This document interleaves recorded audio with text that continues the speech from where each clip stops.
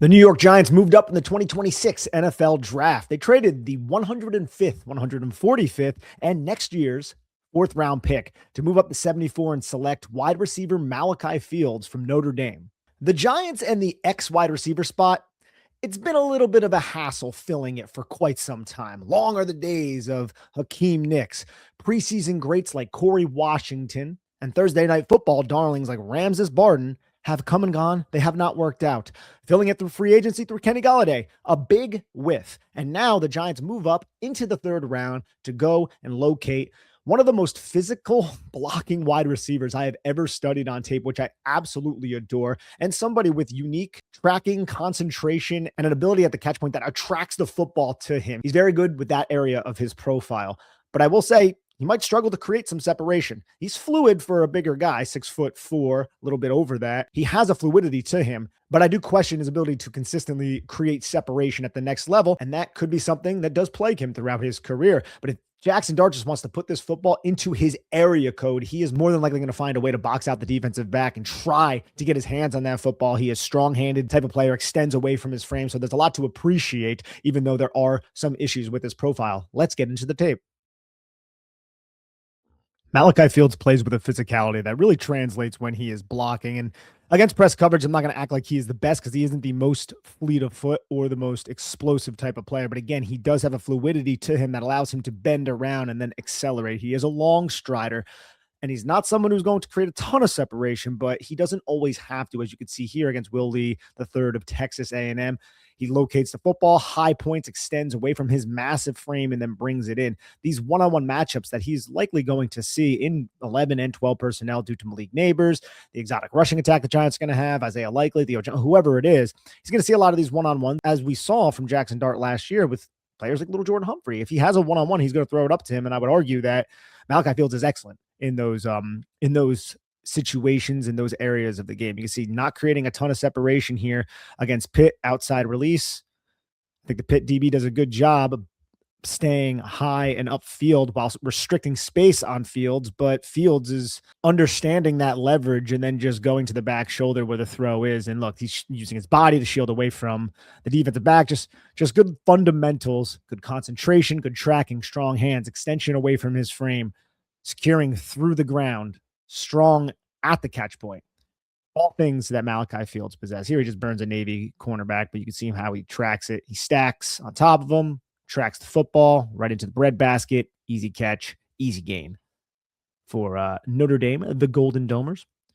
You're going to see him on the vertical plane, even though he doesn't necessarily create a ton of separation, but he has this acrobatic catch ability, right? Like, look at this. This is just an insane catch against Pitt right before the safety can get there. And he has inside leverage against the defensive back, but the throw is a little bit off target. But that massive frame helps. Concentration helps. Dexterity helps. Getting your hands on the football and securing it. All traits that he possesses. The back shoulder game is something I am looking forward to. I think he's smooth with his quick curls on hitches, like the way he turns on that when he is not fully strided out, I think is something the Giants can use because of that fluidity that he does possess. There is a little bit more smoothness than you would expect, but still somebody who's just not all that explosive or somebody who lacks vertical speed. And a lot of the speed that he does generate is through long strides. And here you can see him outrunning, again, outside leverage into the middle of the field. And the Boston College did this a few times against Malachi Fields. He almost got burnt again for a long touchdown when they kept the middle of the field open against an outside leverage cornerback, and Notre Dame just kept exploiting it and attacking it. But that is the benefit of having to play loaded boxes because Jadarian Price and obviously Jeremiah Love. But yes, so these are the things to get excited about. And again, Malachi Fields doesn't have to be an automatic player for the Giants this season. He's going to earn snaps, though, over Mooney and Slayton. But there are a lot of things to appreciate when it comes to not just him vertically, but I think him as a power slot. If you think about Matt Nagy, where Matt Nagy comes from, Kansas City, Rashee Rice, in college, he was an outside receiver. He played the power slot role. The offense is not going to run through Malachi Fields as it did Rashee Rice, as we saw. But plays like you're watching right now, I think 3-by-1 sets with the nub on the backside. You can use Fields, motion him back to the left side and then back to the right to create the 3-by-1 set, as you see right here. Or you can have Fields go to that boundary side with the running back offset, as we're seeing right here. You see the running back offset. If you were to bring Malachi Fields back here. Now you have a strength to the boundary that the defense is really going to have to account for. It's a little bit scary because Fields is basically like a blocking tight end out there, which you're going to see in a little bit. But instead, you keep it 3-by-2, and then you just use a pick play with the 2 release underneath. I think we're going to see plays like that in the red zone and on 3rd and 6 situations. It's not going to be the primary thing that defenses are going to be playing against, right? It's just another weapon, another tool that the New York Giants now have at their disposal offensively, a tool that I think Jackson Dart will be able to exploit. Here's these quick hitches I was talking about. This is just him finding soft spots in zones, something that's a way he can uncover underneath is finding soft spots in zones because he's a high IQ player. He's a damn pain in the ass as a blocker. Can't wait to get to those clips. Most of the clips are him blocking. Just attack off leverage, press vertical a little bit, just turn. This is just quick and easy. Not the easiest guy to bring down, as well as you saw in the last 2 clips. He breaks tackles. He's big. He's physical. He falls forward. He doesn't secure this catch against USC, but holy shit, the tracking is something special. Over the shoulder. I didn't include the Senior Bowl track and play, but look it up on Twitter if you want. Just Malachi Fields Senior Bowl, and you'll see it. And it's damn impressive. It is damn impressive. Here you see him at the top of his break against off coverage again. Little step to the inside, opens up 15 even more. 15 continues to gain depth, and then he takes a step back towards the quarterback, makes the catch, now has a runway to the outside, but it was a good tackle. But it seems like he understands at least how to uncover depending on the leverage, understands defensive leverage, how to attack it, but it's just he doesn't really have the physical traits to attack it as effectively because of the lack of speed. He's a 4.61 athlete with a slow 10-yard split. So, that's something that's an issue, but doesn't mean he can't uncover against on curls, comebacks, and things of that nature on the vertical plane. Again, like this, he has inside leverage, harassing, press, open, ride, high up top. But Malachi Fields, you can see how he sinks, he decelerates. He's not fully strided out here. And then he's able to work to the outside and then extend away to catch it in a location that the quarterback placed it that the defensive back had no opportunity to reach. Just washes down the apex defender. Spring a long game. The crack blocks and those inside blocks from the wide, like those are dangerous for him. And you're going to see all these clips. Just he's harassing, he's annoying. Defensive backs end up fighting with him almost every single game. There's stuff after the whistle, and it's not because Fields is necessarily playing with a chip on his shoulder. He's playing very physically as a blocker, right? And I don't think defensive backs deal with that all the time. And you can see downfield here, he helps spring a run. He's just staying in front of 17 long enough until Jeremiah Love can gain leverage and outrun the defensive back.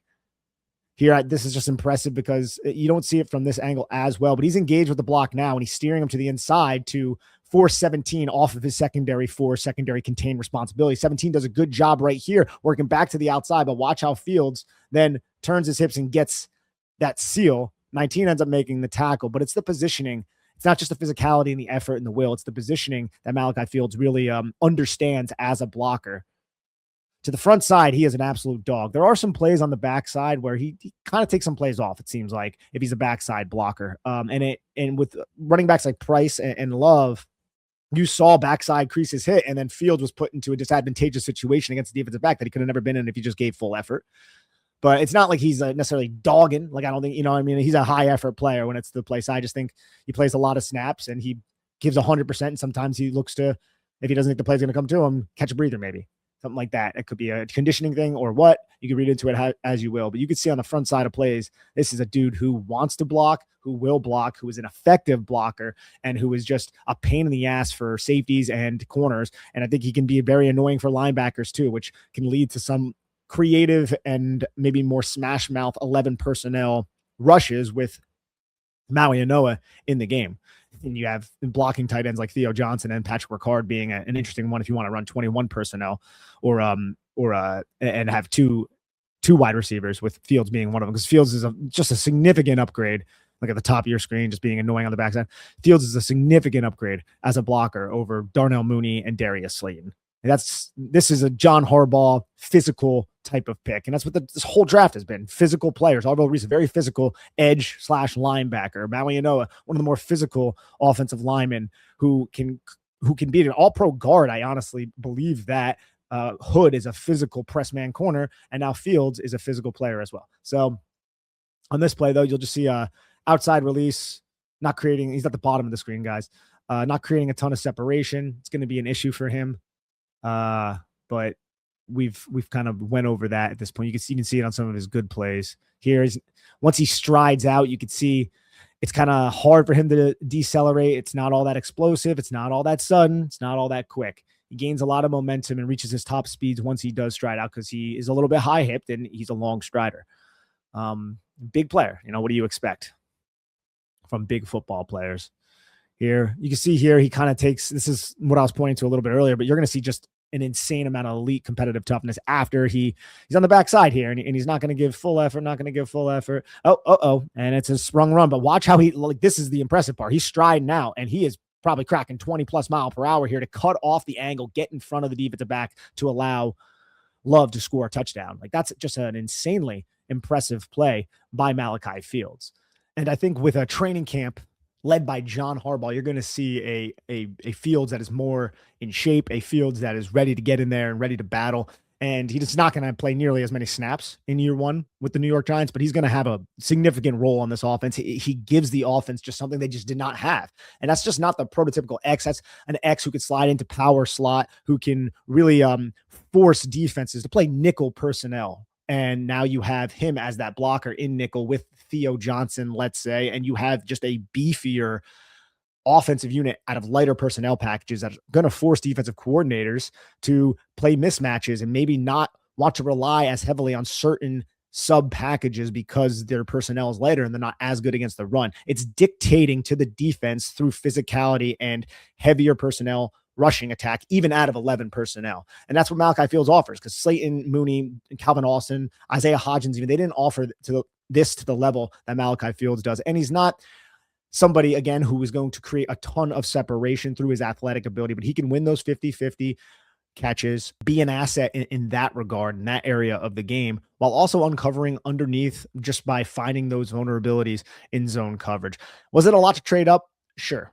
But if this was a player that the Giants actually had a top 40 grade on and that they circled and said, if he falls to a certain range, we're willing to mortgage 2 picks in the 4th round and next year's 4th, which I do not love, to move up to get this guy, I at least appreciate the conviction. I understand why you needed a wide receiver. The Giants had Malik Neighbors was the only wide receiver who was going to be under contract next year after the Giants released Darius Slayton, saving a bunch of money on next year's cap, which is going to happen after the 2026 season. You needed some wide receivers to pair with Neighbors, and he does fit well with Malik Neighbors. He does fit well with the rushing attack the Giants are trying to build here, and I can already see Cam Scadaboo hitting the hole off the ass of Francis Malianoa and Jermaine Illuminor with Malachi Fields downfield blocking a cornerback well out of bounds. And we're going to say that's the reason why the Giants traded up. That's the vision.